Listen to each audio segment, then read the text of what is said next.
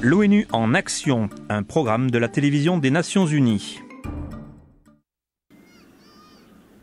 Le soleil se lève dans cette réserve du Kalahari central où se trouvent les Bacharois, ou Bushmen, l'une des tribus les plus inaccessibles du Botswana. À 200 km de là, des camionnettes de dépistage mobile du VIH essaient de les joindre. Le voyage est long, très long. Mais il est essentiel. Nous vous invitons et vous encourageons à venir vous faire tester. C'est le moment.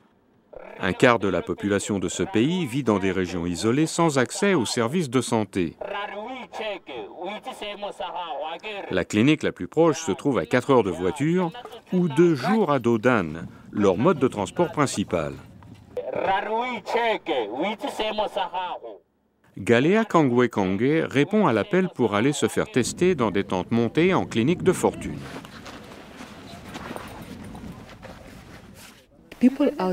Ces gens n'y ont pas accès. C'est pourquoi il est important de leur amener ces services. Segametsi Segosebe dirige les unités de dépistage mobile pour Tebelopele, l'une des plus grandes organisations de dépistage du VIH au Botswana. Et les unités mobiles de ce genre peuvent devenir extrêmement précieuses pour les femmes qui font souvent face à des obstacles uniques lorsqu'il s'agit d'obtenir ces services, comme l'explique Naznine Damji de l'UNIFEM, le Fonds de développement des Nations Unies pour la femme. Ces femmes assurent les tâches domestiques et ne peuvent pas s'absenter autant que les hommes pour se faire tester.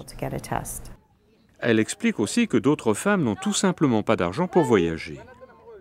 Pour Galea Kangwe, c'est la première fois qu'elle peut se faire tester pour le VIH grâce aux unités mobiles.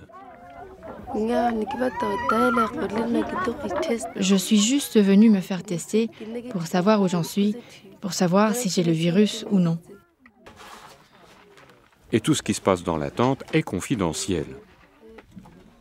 Pendant qu'elle attend d'être testée, une conseillère lui pose des questions sur la manière dont son partenaire pourrait réagir si elle était séropositive. Vous croyez qu'il acceptera le résultat de vos tests? Je ne sais pas s'il acceptera ou non. Avec lui, je ne peux pas être sûre. Et l'acceptation est un vrai souci car beaucoup de femmes du monde entier font face à un risque croissant de violence, d'abus ou de discrimination lorsqu'elles annoncent leurs résultats.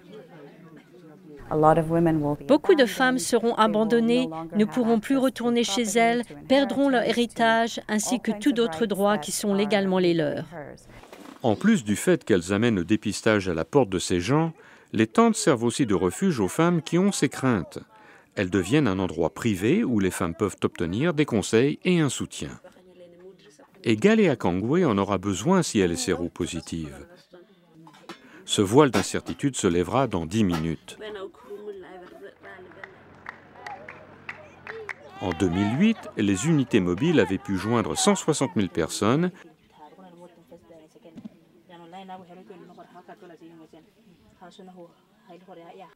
Mais malgré le dépistage croissant et les traitements qui s'en suivent, tout le monde n'a pas accès aux médicaments nécessaires. Et les experts pensent que les femmes continuent d'encourir un risque accru lorsque l'accès aux soins médicaux n'est pas toujours disponible. Des femmes comme Cloma Helen Batlopi, qui a été diagnostiquée comme séropositive dans une tente il y a 2 ans. On m'a dit que j'étais séropositive et qu'il fallait que j'aille dans une clinique. Je n'ai pas pu trouver de moyen de transport avant de tomber malade.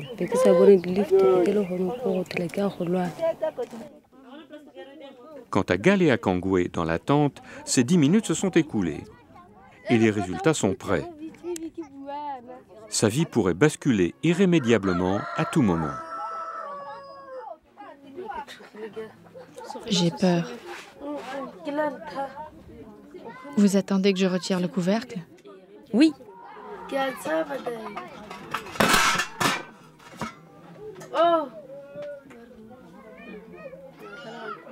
Vous comprenez?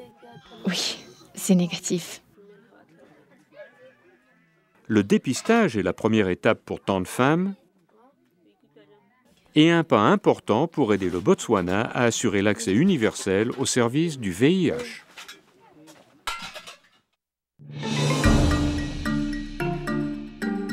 Ce reportage a été préparé par Suzanne Forbes et Lee Devine pour les Nations Unies.